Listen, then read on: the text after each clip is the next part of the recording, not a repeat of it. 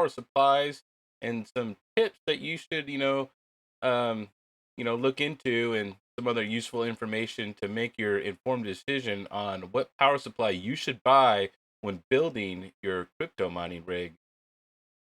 So let's take a look at power supplies. So right now, the power supply stock is doing really good compared to early 2020. So a lot of power supplies are in, stocks are good, prices are pretty decent. So what you so when you're looking at a power supply, we'll just look at this thermal take here for instance. So it's a 850 watt 80 plus gold.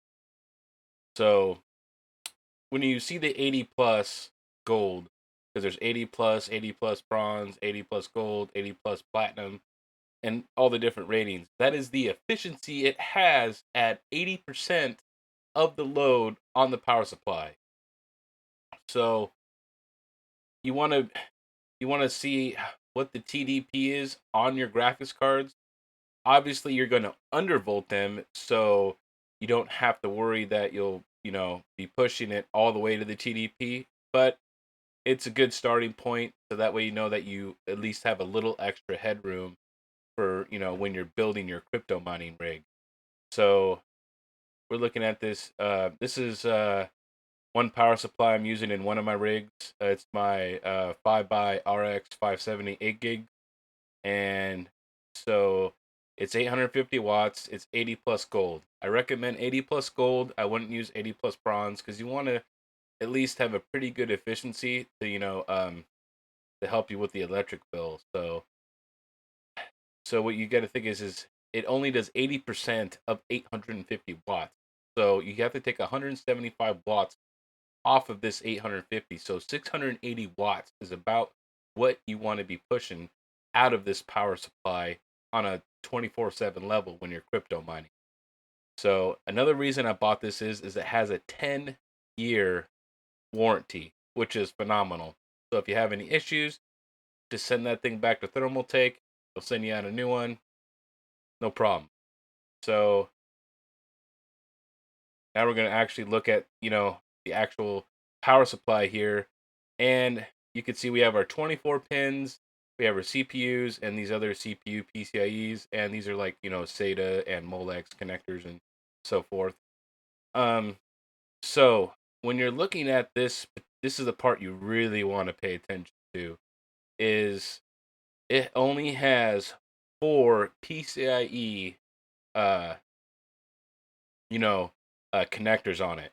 So when because what that means is you're gonna have to split these off, because if I'm running 5 cards and there's only 4 cables, you're gonna need splitters, which most cases, no matter what you do, you're gonna need splitters. But you want to reduce how much you split as much as possible, because the splitters can only handle so much power, and you don't want to risk melting these wires and burning down your house. So we're going to go down here to the specs. This is going to tell us the watts, what kind of what kind of fans in here. Which this thing is like, I can like not even hear it.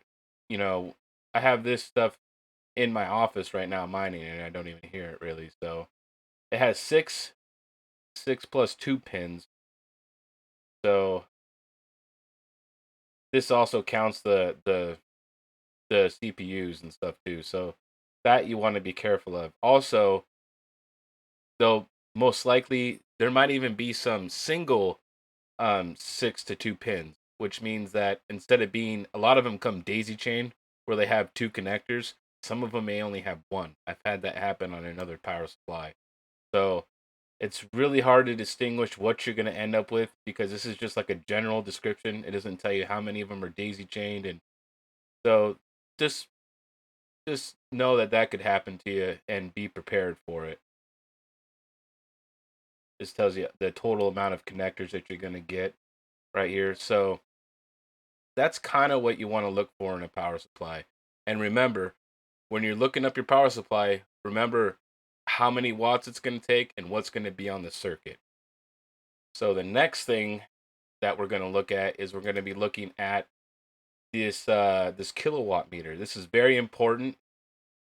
So this is the same one that I use at my house, and I like it. It's really easy to use. You can change the function, and it'll even break down how much you're actually paying because it'll let you input your cost of your kilowatt. So you can even it'll tell you just exactly how much you're burning every day. So I like this one. It's really useful. The reason you need this is because the software in HiveOS or whatever, if you're using NiceHash or whatever you're gonna mine with, the software is never accurate. No matter what miner it is, Phoenix Miner, Team Red, all those things, none of them are going to be accurate. They're always off by 20 or 30 watts, maybe even a little bit more, depending on what miner it is and what version. So you plug this into your wall, you plug your surge protector in here, and then this will tell you exactly the exact number that you're pulling from your wall. So this is extremely useful to let you know, like, maybe you got too many watts and your power supply is working way too hard. This right here will tell you.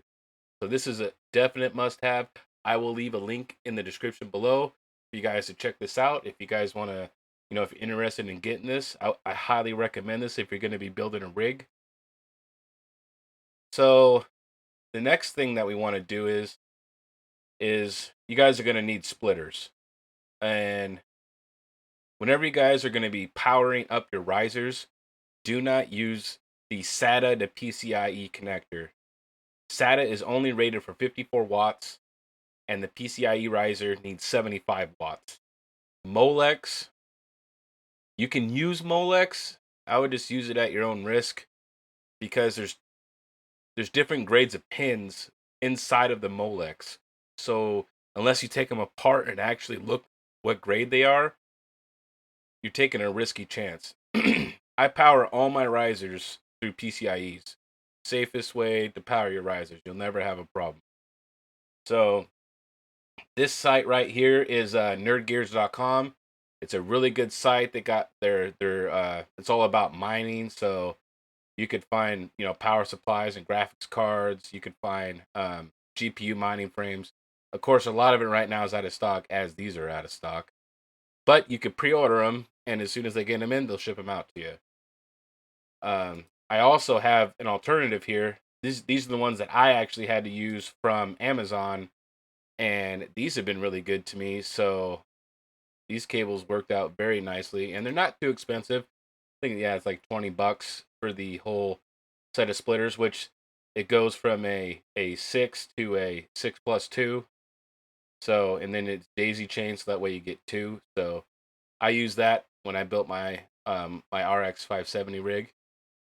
So one more thing here. The next thing you guys need to be, looking at too is, what is your electric rate? This is my particular electric rate for my area. It's, about 10 cents. So that's what I'm going to be paying per kilowatt, for the kilowatt hour, which is cheap.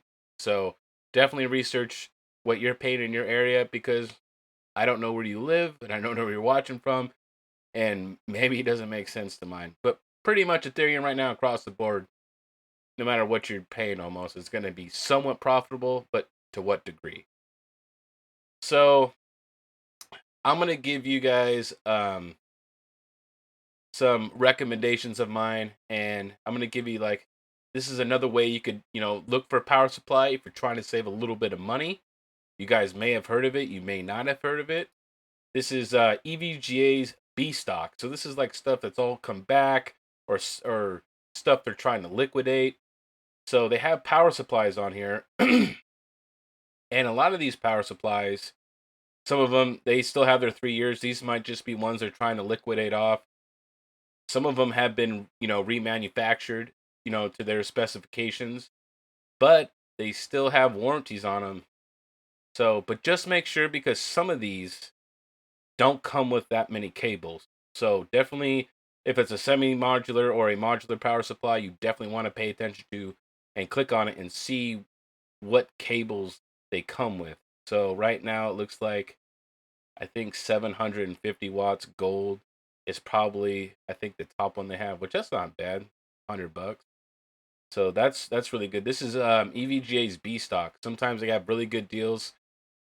it gets cleared out a lot, and they're always putting different stuff in. It's never the same thing. You can even find graphics cards here. So EVGA B stock is a good place to get some refurbished gear directly from the manufacturer. So if you guys would like a good recommendation on a power supply, this is one I just picked up, and I'm running just one GPU right now. I'm running my RX 5600 XT, and I'm just waiting to pick up some more cards right now. Like I said, the market condition on cards isn't very good, so I'm waiting for a good deal. But I'm gonna run probably about five of these as well. I like five because I'm able to put them in a lot of different places in the house that I don't have to worry about the tripping the breakers, and I'm keeping the wattage low, so it works out that way. So this is the Gigabyte uh 850 watt 80 plus gold. It's fully modular, which is really nice because you don't have to have a mess of cables everywhere. It has, just like the other one, it has 5 TCIEs right here, but one's obviously going to be for your CPU, so you're really going to get four, and I could verify that they're all daisy chained, so really you get two connectors for these four, so there's really 8 connectors. So those are my recommendations.